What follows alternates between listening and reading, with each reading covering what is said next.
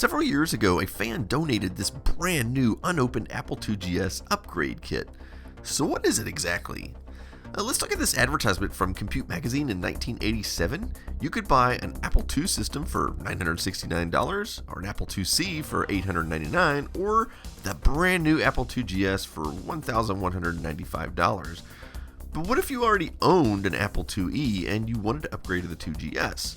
Well, it wasn't advertised much, apparently. It took me a few hours of looking through magazines before I could find anything, but apparently Apple offered an upgrade board that you could install in your Apple IIe that would bring it up to a 2GS in the existing case for a mere $499. This had to be performed at an Apple authorized service center, and I've read some conflicting reports, but it looks like in many or most cases, Apple would also keep your old IIe motherboard. Since this service was only ever offered from Apple themselves, that probably explains why I've had such a difficult time finding any advertisements in magazines for it, because most of those magazine advertisements were from third-party distributors. Anyway, I've had this for a few years, but haven't found a good excuse for installing it yet, until now. You see, at the arcade, I have an Apple IIe set up with a classic green monochrome monitor. The trouble is, the only way to select a game is by using the screen on the floppy MU, which is not ideal. Some of our customers are savvy with this sort of thing, but most of them are not. So I really want to provide a better experience. On the MS-DOS machine, I have a menu of games. Same with the VIC-20. This makes it pretty easy to pick games. Well, something already exists that would work pretty well on the Apple II, and it's called Total Replay. However, it requires a hard drive. Well, it turns out the floppy EMU can also emulate a SmartPort hard drive, which is a special type of hard drive that connects to the floppy drive port. Unfortunately, the disk controller and the ROM in the Apple IIe I have doesn't support that, but a 2GS would support it just fine. See where I'm going here? Well, in order to remove the IIe from service, I need something temporarily to replace it with, so I'd like to use my 2C. Trouble is, I can connect the floppy EMU to the rear, but it doesn't support booting from anything besides the internal drive, so that's not ideal. However, there are two solutions. One of them is a small modification kit that would allow you to have the 2C boot from the external port.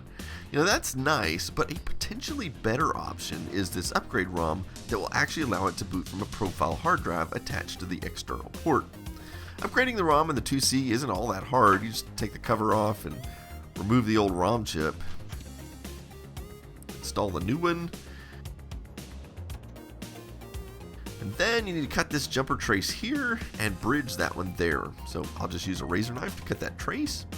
I'll test it with my multimeter to make sure the connection is broken, and then I'll solder a bridge across these two pads. There we go. I'll connect the floppy EMU and power it on, and with any luck, it'll boot directly to the hard drive image, which contains the Total Replay distribution. And sure enough, it works. So after putting the cover back on, I tested it with a few games, and now it's time to take it to the arcade. And with the 2C in place temporarily, I now have plenty of time to work on upgrading my 2E. So let's start by looking at the original box. As you can see, this is factory sealed, never been used. So let's open it up and see what's inside. The first thing I see looks almost like a whole Apple IIe upside down, but apparently it's just the bottom metal plate. And directly underneath that is the board itself, still in an anti-static bubble wrap. Then you get a manual of sorts and a product registration. Now you know I'm going to fill this out and send it in. Then there's the usual legal mumbo jumbo and a 2GS system disk and user's guide, which is interesting because the kit must assume you are also buying a 3.5-inch disk drive, because most Apple IIe users probably didn't have one. And here's a bunch of nuts and bolts and stuff, and just to make sure there's nothing else in the box, I pulled out the foam, and yep, that's it. So let's have a look at the board. So I have to be honest, it looks exactly like a regular 2GS board, but I'm not sure if there's anything different about this one just yet. But one thing I did notice right away is that it has a 39-year-old Varta battery, which is amazingly hasn't leaked all over everything yet. What's even more shocking is that I put my meter on it and found that it still had 0.9 volts. Sure, I mean, that's still considered dead by any measure, but the fact that it isn't zero is surprising. Nevertheless, the first thing I'm going to do is replace the battery. I'll just get this old one out of here.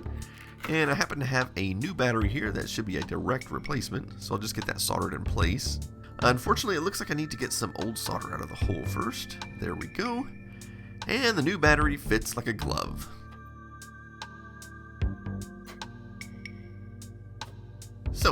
I'd like to start by comparing the board with the one in my Apple IIgs. They have a number of differences, but I'm not sure how much of that is just down to the fact that there were different revisions of the IIgs board. But one notable difference is that the upgrade board has connectors for the internal Apple II keyboard and numpad, where the regular IIgs does not. Now, I would like to point out that there are no instructions on how to do this upgrade. The manuals I received are mostly just to do with how to use the computer after the board is installed, not so much how to install the board itself. That being said, it isn't hard to figure out where the board is supposed to fit. However, there are a number of different bits of fastener hardware that were included. I'm not quite sure where all of it goes. Looks like these plastic fasteners pop in from the bottom of the case like this, and so there's all 9 of those. Here's how it looks from the bottom.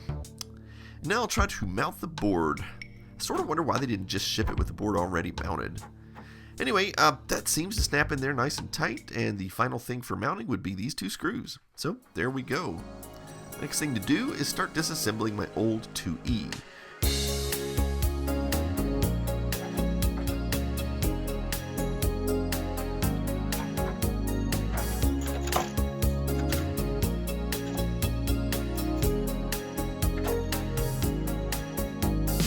Okay, I think that's the last component we need from the old IIe. I'll start by putting the power supply in the new system.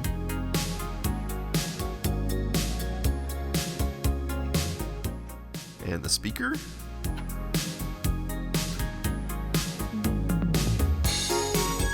And I'm not sure why we needed them, but they included new keyboard mounts. I could have easily taken the old ones from the IIe, but that's fine. And the keyboard just mounts on there, like so.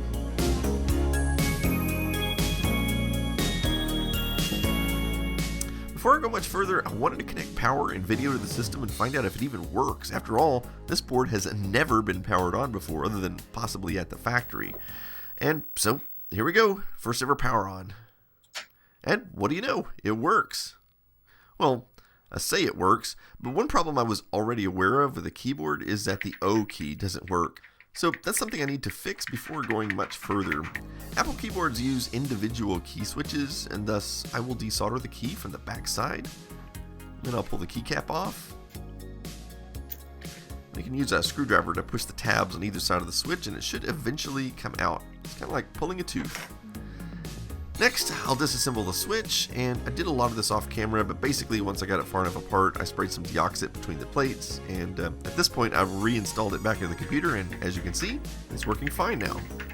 It's time to put this thing together, but I never figured out what some of these parts are for. There's a few bits and bobs left over, but it's always the same when you try a bit of do-it-yourself, isn't it? Up to this point, everything has been cooperating far too well for one of my usual projects, so I knew something would have to go wrong, and it did. As you can see, the top case doesn't fit.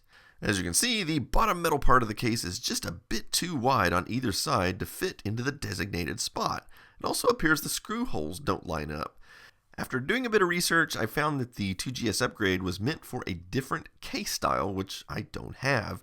So I see 3 possible solutions. One solution is to take a Dremel and cut off a bit of the metal over here and a little more over here, and then I could drill some new screw holes in the case so the top can mount on.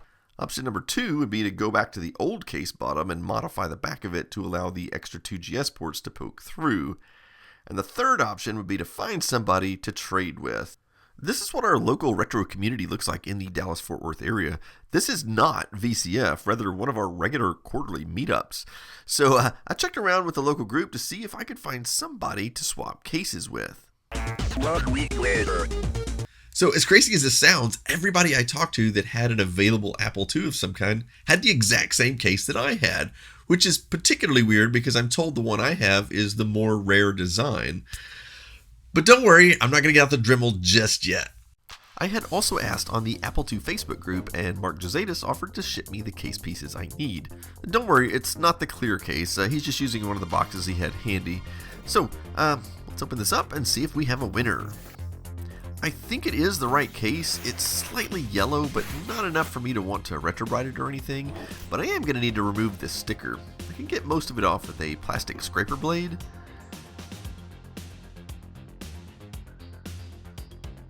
And then some alcohol will take off the rest of the adhesive.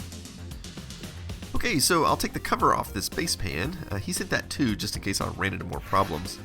And now I finally know what one of those extra parts does. This metal strip appears to go into these holes. I think it attaches to the back of the base pan like this. And also, I now know what these little metal clips are for. The other style of case didn't require these because the screws went into solid plastic. Alright, so here we go, the moment of truth. And yeah, I think it's going to fit. Okay, after all that, we do have a couple more things to do. One problem is the new case is missing the cover over the power LED. Now, right now my best option is to salvage the one from my old case. So I'll just pop that out of there like so. And it appears to have some old dried adhesive left on it, so I'll clean that off with some alcohol. There, that looks much better. I think I'm going to try some of this double-sided tape to attach it to the new case. There we go. I think that'll work just fine. Now I need to remove these Apple IIe badges from the top cover. They were nice enough to provide a hole on the bottom for each one, so I can pop them right out like so. And now the bigger one. There we go. There is some leftover adhesive in there, so I'll clean that out with some alcohol. Then I can install these new badges on there indicating it is now a 2GS.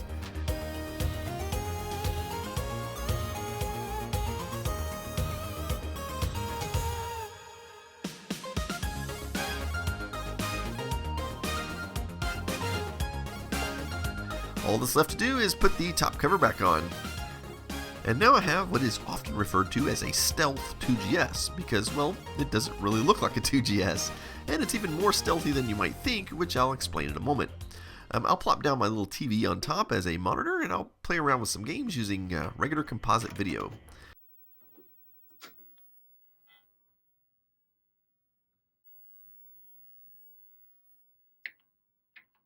Tetris looks pretty nice, so does Prince of Persia. Of course, when I put this back in the arcade, it will be using the classic green screen monitor. But for the moment, how about we try running a few things that are enhanced for the 2GS?